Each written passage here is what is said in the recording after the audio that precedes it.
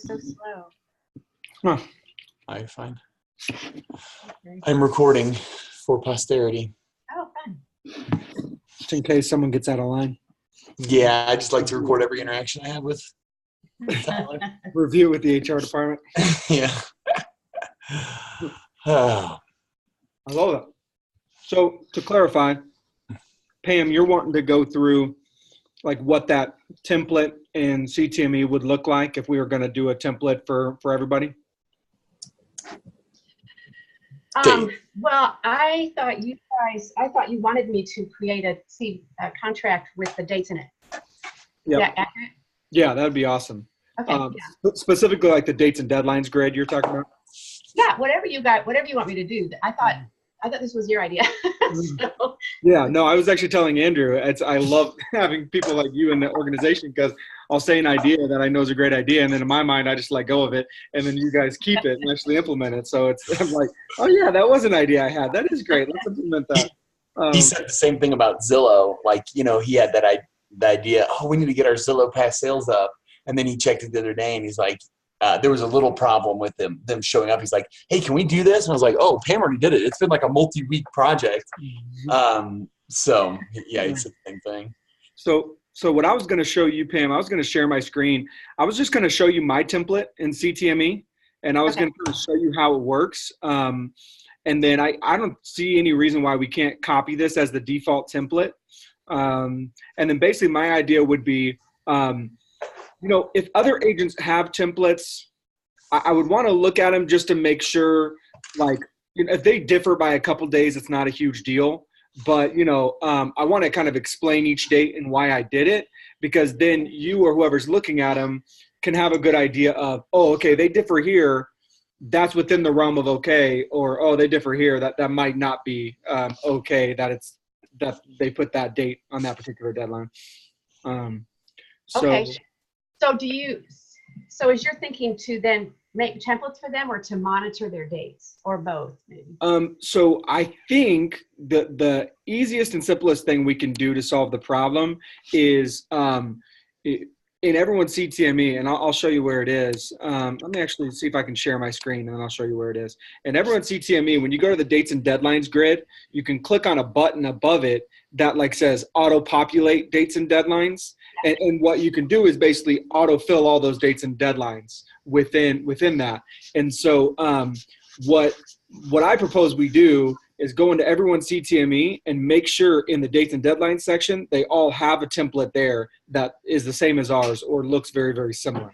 And we can easily do that and make sure everyone has those dates and deadlines. And then if everyone has those same dates and deadlines in the grid, it'll be easier for us to monitor their dates and deadlines on the contract because they're all going to be starting with the same, starting from the same point. So right. I don't know if we need to right now add like an extra step of let's look at every single date to make sure it's not crazy. Like maybe that's a step we do eventually. I think the first and easiest step is just to make sure everyone is using the same template, at least within the margin for error. Well, that's okay. Currently with Brivity, I enter almost all of the dates. I look at all the dates and enter them in so that the tasks are prompted at the right time. So I'm looking at them anyway. So if there is something I can, like a blatant thing that I can watch for, I sure can't, I think that would be that hard to do. Well, perfect. Well, I think then this will help with two things. This will help with hopefully everyone having the same template, and it'll save them some work because I guarantee you there's several agents that just don't even have a template at all, and they autofill the dates every single time instead of clicking 3 buttons and it does everything for them. And so we'll save some agents some work, but secondarily, as I walk through these dates and explain why they are what they are, I think that'll help you as you're looking at the dates. You'll at least know if there's a big outlier. So you'll know like, wait, typically we do appraisal deadline at 21 days. They have it as 7. Should I talk to them about that? Because that's a lot quicker, or they only have, they put loan objection as every once in a while someone might mix up loan objection, which is supposed to be 3 days before closing, but they'll put it like 3 days after MEC or something. And so then that's like, we're like, oh, wait, we need that. We've had that happen. Yeah. Okay. So let me pull this up here. And see. Okay. See if I can share my screen here. Okay. Did you guys see this? See my screen? Yep. Okay. Yep. So I'm going to actually pull up. So there's a different window. Well, I'm going to show you. Do you know where to get this window, or should I show you where to get the window? I think I'll show you where. Okay. So on the contract to buy and sell, right here, you see this auto dating deadlines right here? So when you click that, this window pops up right here. Can you guys see this window? Well, No.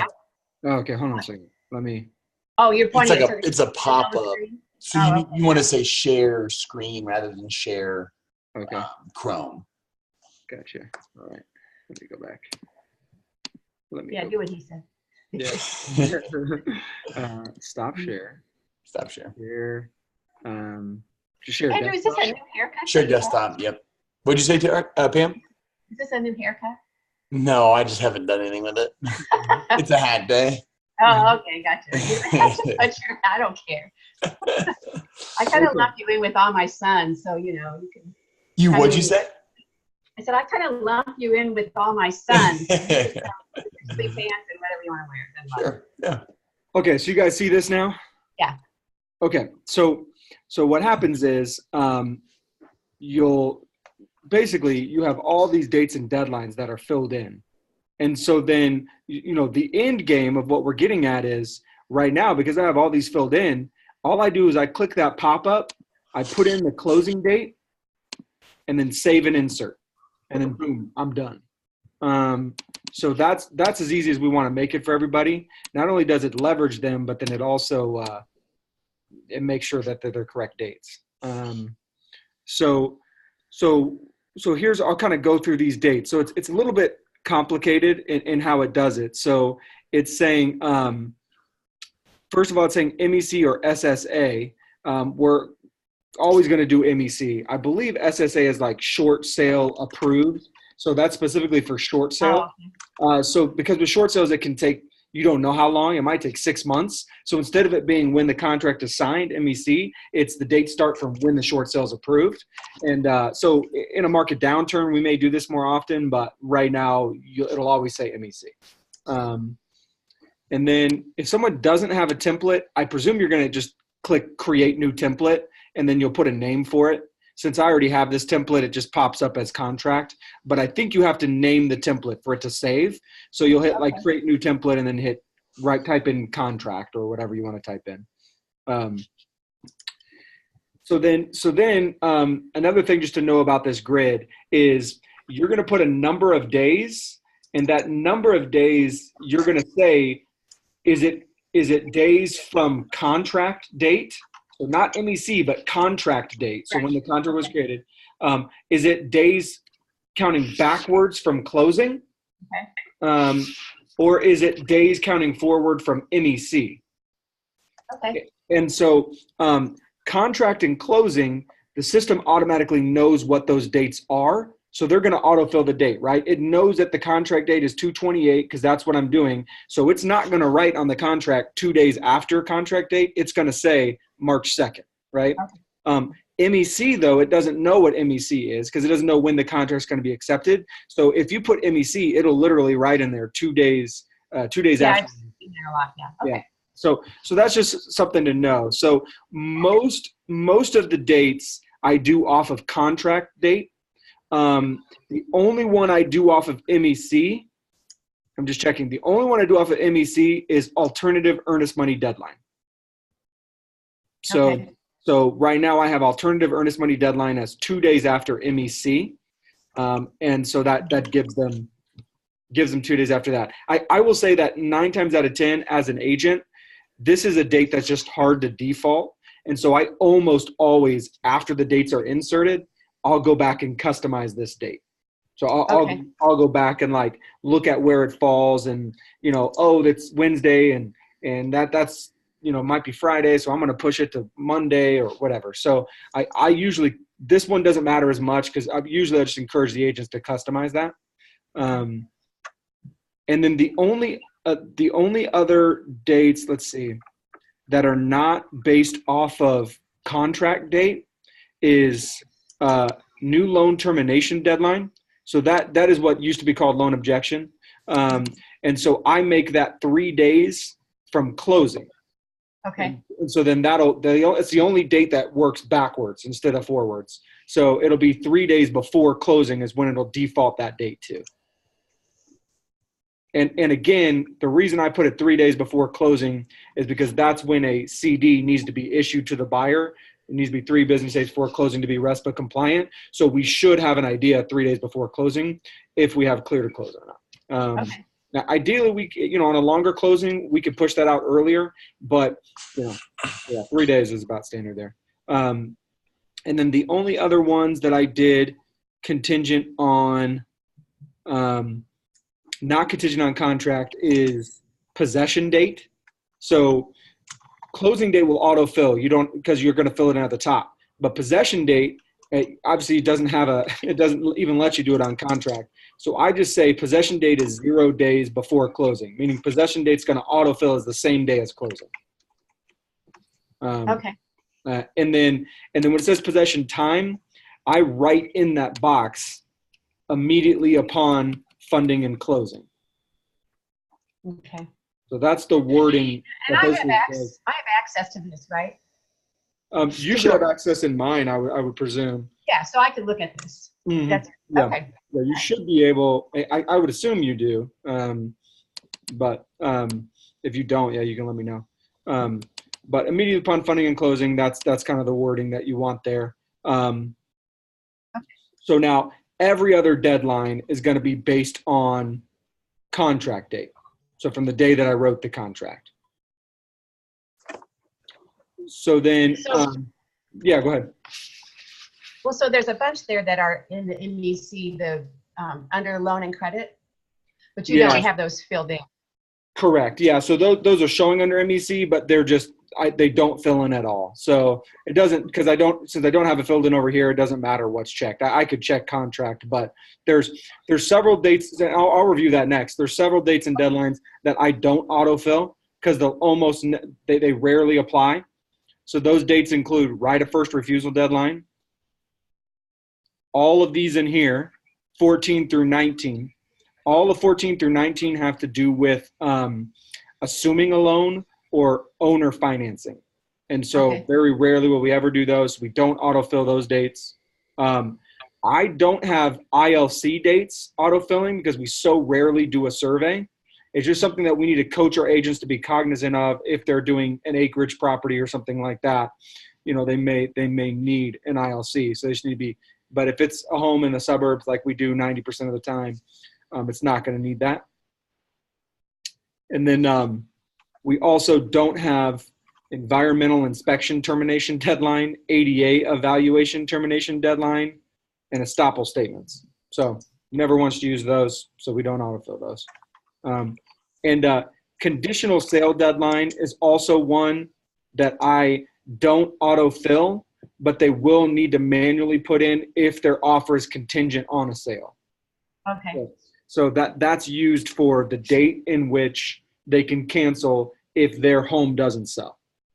And then the other ones I didn't autofill is these due diligence documents. So that one is probably the most common one that would get added back in if someone had a specific document they wanted to review, like electric bills or a solar panel lease or something like that. They would want to add those documents back in, add those dates back in, but I just default don't put them in on my contract. Okay, so those are all the ones we don't use. Okay.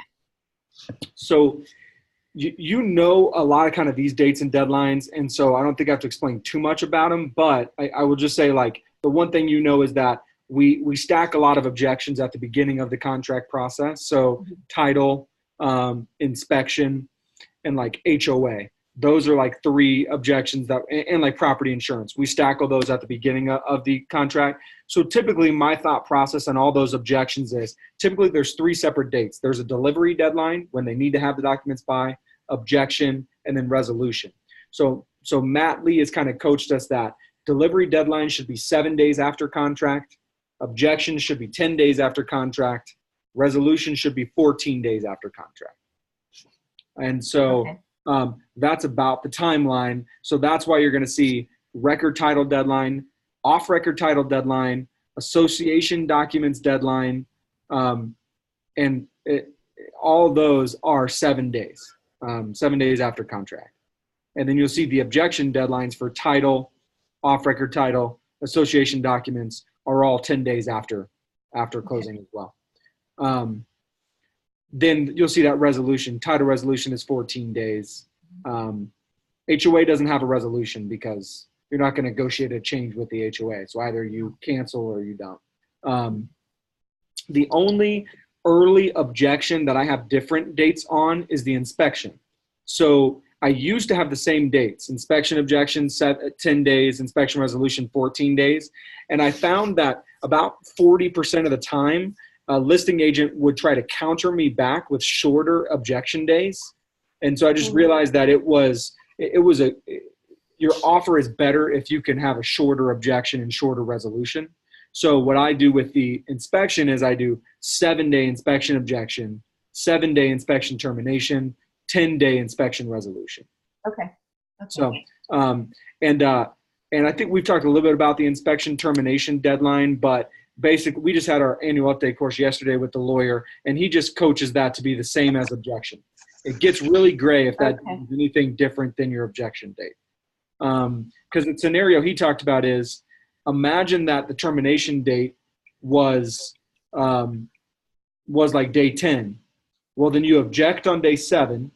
Let's say you actually resolve it before your resolution deadline. So you guys all sign an inspection resolution on day 8, but you still have an inspection termination deadline on day 10. So technically you could still cancel on day 10 based on inspection, even though you've already signed a resolution.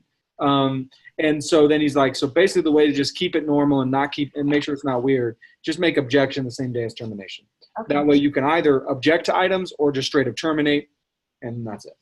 And so the difference between those two is? Objection is you're saying, I want you to fix these items. Okay. If you don't, then I might cancel. Termination is, I'm canceling. I'm done. Okay. Okay. I'm out. I don't even have to tell you what I'm mad about. I'm out. Like, so they're kind of giving a little bit more of a catch-all, like I'm out. In the past, what was happening is someone would use inspection objection to just say, I'm out. And listing agent would be like, well, come on, just send me a list. Like, at least give us a chance to fix whatever you want to object to. And kind of the gray area line of what you're supposed to say is, well, it's just, they're just overwhelmed by everything. And they just didn't realize how much work was going to be required, and they're out, you know? And so now it's a little bit more black and white. I actually have the right to just terminate without giving you any reason. The other reason they did that is because in multiple offer situations, sometimes people were trying to communicate to the seller, I'm not going to ask you to fix anything, but I still reserve my right to cancel. So they're basically saying, I'm not going to be nitpicking, but if a big issue comes up, I still have the right to back out. So the way you do that now is you could just have an inspection termination deadline and not have an objection or a resolution deadline. Okay. So you could say, I'm not going to have an objection or resolution, but I still do have a termination. So then the only thing I can do is back out. I can't ask you to fix anything. So, okay. So that's what that looks like. So the other thing that I put, that one of the other new deadlines is the lead-based paint delivery and objection, or lead-based paint delivery and termination. And so I made the delivery the same as all the other deliveries. So day 7 is where I put lead-based paint. I'm going to figure out where that delivery deadline is. It's up with seller's property disclosure. Okay, yep. So lead-based paint disclosure deadline, I put it as day 7 instead of day 2. Yeah, I just made it the same as every other delivery deadline. And then I made the termination deadline the same as those other objection deadlines. So day 10 days after closing. Because there's no resolution. Yeah, that's later than you. Typically what I've been seeing is those are the seller's property disclosure and the lead-based paint are the same often. Which is probably fine to do. Yeah. The only issue with that, the reason I want to give us more time is because what you and I talked about before, Pam, which was technically delivery of lead-based paint means that the disclosure is signed by sellers and both agents.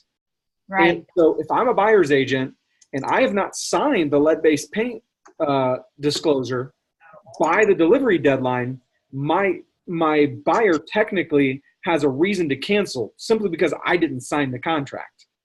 And so, Damian Cox, the lawyer yesterday, said, if that's a situation, then me as the listing agent, I have a pretty good argument of incompetence on the buyer's agent. So I can say they canceled because he didn't sign a lead-based paint disclosure. So I can probably get him in trouble for incompetence and have the Environmental Protection Agency sue him $16,000 or fine him $16,000. So they're saying that's not a good practice, but I'd rather give more time to make sure that it's signed and delivered than 2 days or whatever. So that's just why I thought more time is probably better. So, okay. Yeah, I think that makes a lot of sense.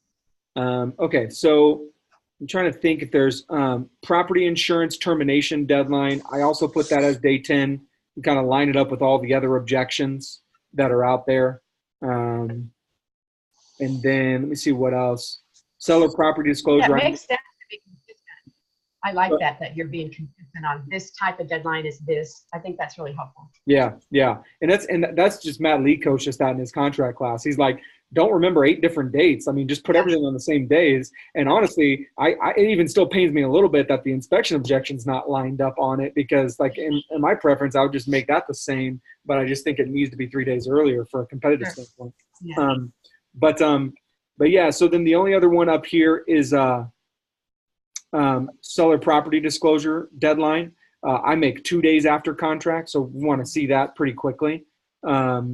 That one, it wouldn't be a big deal to me if they put it later. I just wouldn't want to get it any later than inspection objection. I want to see it before inspection, ideally. So you have it 2 days after contract, not after MEC. Correct. Mm-hmm. Okay. It could be 2 days after MEC as well. I think it'd be fine to line it up with the alternative earnest money. Yeah. Deadline. But I'm putting it on the seller, so I don't really care if it's a quick turnaround for them. They should probably already have it done. Right. Sure. So.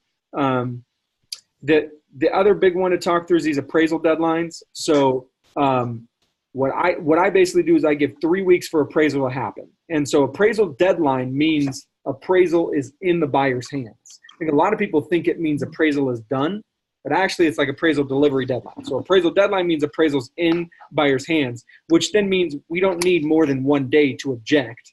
I already have it. So then I put 21 days out for appraisal, 22 for appraisal objection, and then gave 2 days for resolution, just in case we need to do some back and forth and whatever.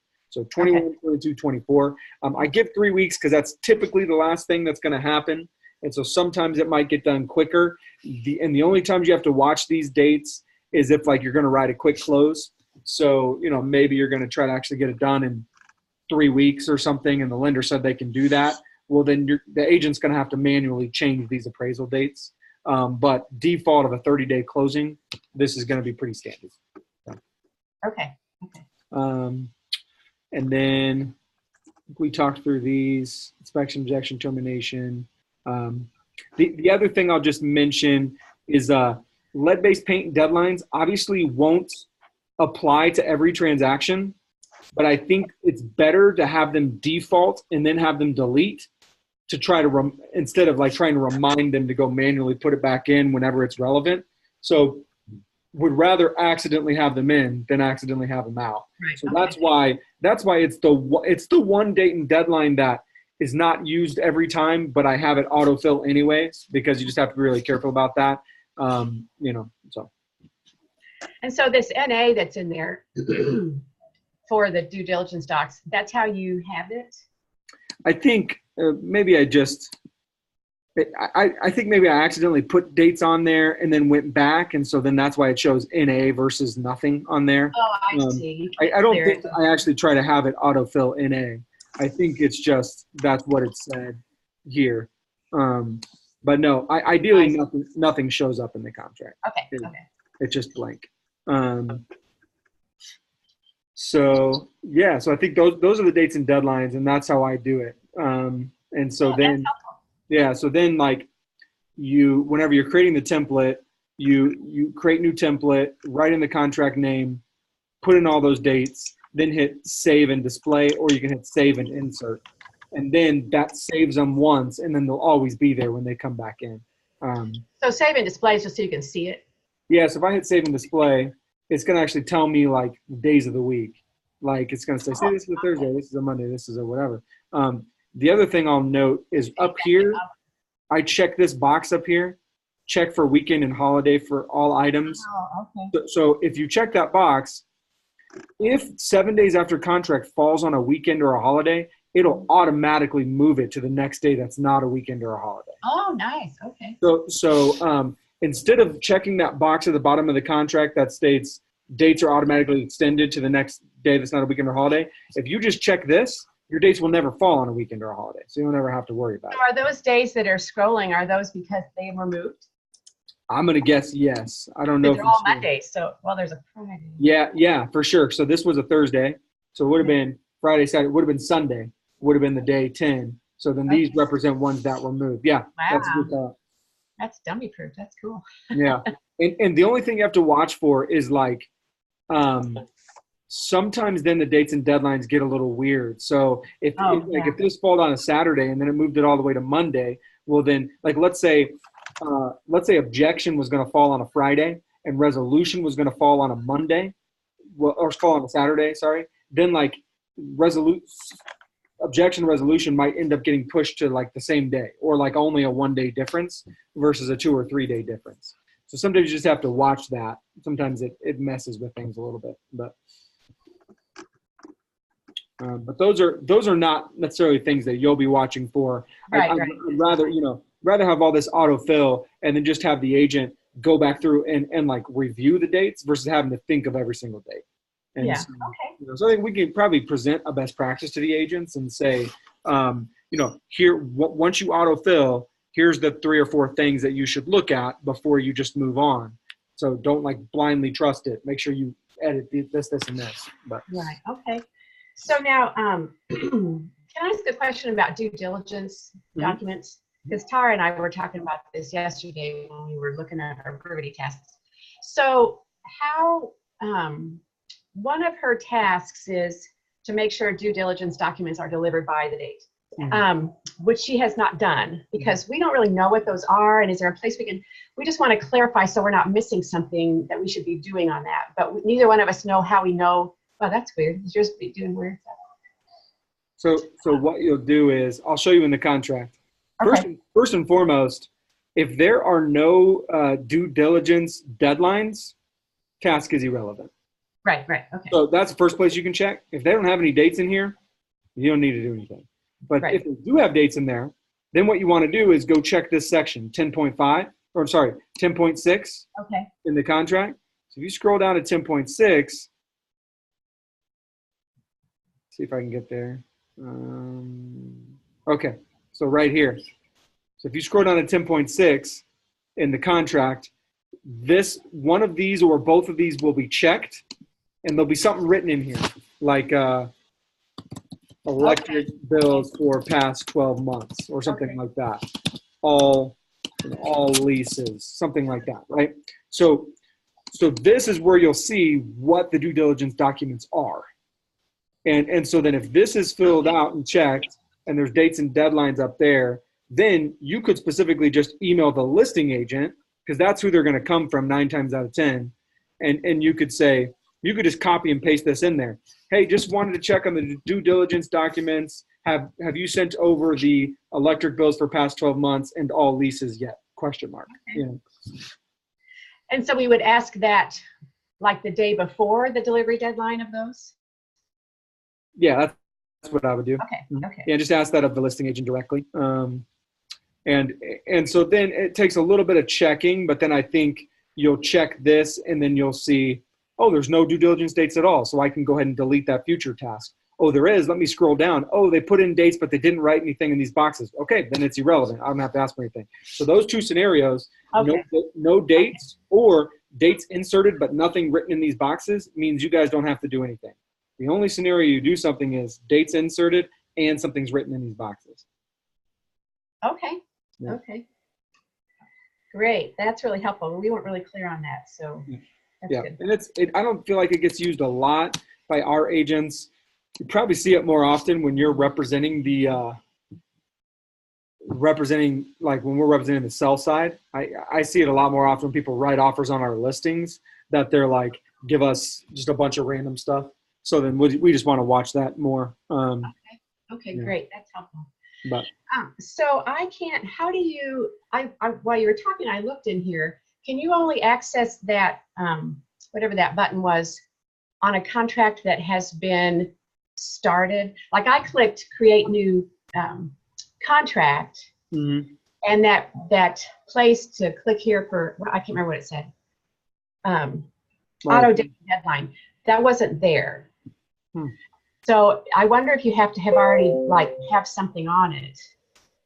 I do not like know. a contract. So is this, this box, how did you get to here? This box, where did you click to get this? Or this? Yeah, so literally I just did, I'll walk backwards. Crap. Yeah, show me where you were. My calendar's popping up, hold on. I'm trying to close this box, okay. So so I'm here. Yeah, okay. Create, Right, yeah. Create new contract. You chose it. Residential, hit go. Then that opens up now I'm writing a contract. And when I get down to the dates and deadlines section, it shows auto dating deadlines right here. Right above the. Right above the dates and deadlines grid. Okay, let me try that again. Because some things we can't do unless we actually have your login rather than just being assigned as the TC. Sure. Yeah, and this could be one of those things for sure.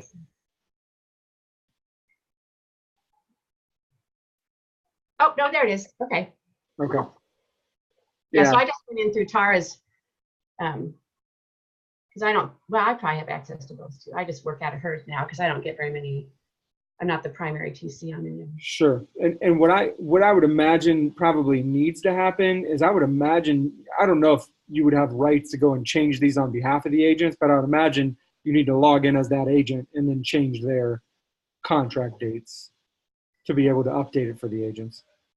Right. So the other possibility I was thinking was to put, to name it I don't know that this is the thing to put, but so Tyler suggested dates or Relevate, so they would see, okay, this is the suggested thing. And then if you address it later in a training, they know they have that. They don't have to use it, but if they want it. I think that's a good idea. Relevant suggested dates or something like that. Okay. I think that would be great to call it that. And then they could have their own version, if they wanted to, but don't get creative until you've mastered it type of thing, right? Right. So if you haven't mastered all the dates and deadlines, use ours. If you have and you're differing for certain reasons, then great. Yeah. Let me say to that end too, if people are consistent with these dates, then we could have Brivity auto date. And so instead of you having to go put every date in, Brivity could follow the same rules, and you could just tweak it as necessary. Yes, we could do that. So that would be nice, but they'd have to be darn consistent. Yeah, which I still don't think it'll be consistent enough. That would make me really nervous because I proofread that so many times when I put those dates in, because if I get it wrong, we lose earnest money maybe, so I'm like, I'm so OCD. Yeah. I think that I edit these dates enough that it wouldn't be consistent, but I will. You do, okay. Yeah, I edit them almost every time, but starting from a base of, so there's probably 75% of them I don't usually edit, but I edit some of them almost every time. So. Yeah, so it might be, and I did, Andrew, and Brivity. The only way I could figure out to do it was to put a letter in front of them, but I changed all the deadlines so they're in the order of the contract now. So it says A, earnest money deadline, B, title delivery deadline. And so it's really easy for me to enter them. They're all in order of the contract. Sweet. So good. It's not, I was wondering how tough that was. No, it used to be because I had to hunt for them. Yeah. I just put them in order, and you'd think you could drag and drop them, but you can't. So I just had to initial them alphabetically. So yeah. Anyway, no. Okay. So Tyler, do you want me to do this? Do you think will that feel violating to the agents if I go in and just create this without telling them, or how do you want me to handle that? No, I don't think so. Yeah, I mean, they have the option in that drop down to create, like to suggest, to select which contract dates and deadlines they want to use. And so I think probably you'd want to, you could probably go in there and just insert the relevant suggested dates as one of those as one of those deadline grids. And then that way, if they have their own, it doesn't affect that, but then we have ours in there as well. And worst case scenario, theirs is the same as ours. And so who cares? But at least they have the option in there to select it. Yeah. Okay. Well, so I'll just get started on that then. Cool. And I have yours to look at. So that's really helpful to be talked through what they are. That's really, I prefer having more information than less. And so that's just, that's really good. So sure. It's hard to operate from the standpoint of you guys feeling like, all right, our job is to leverage the agents, but also protect like the client's earnest money. And it's hard to do that without actually understanding the dates and why they exist. And so, so I think this will be good that everyone will have a little bit more standard dates.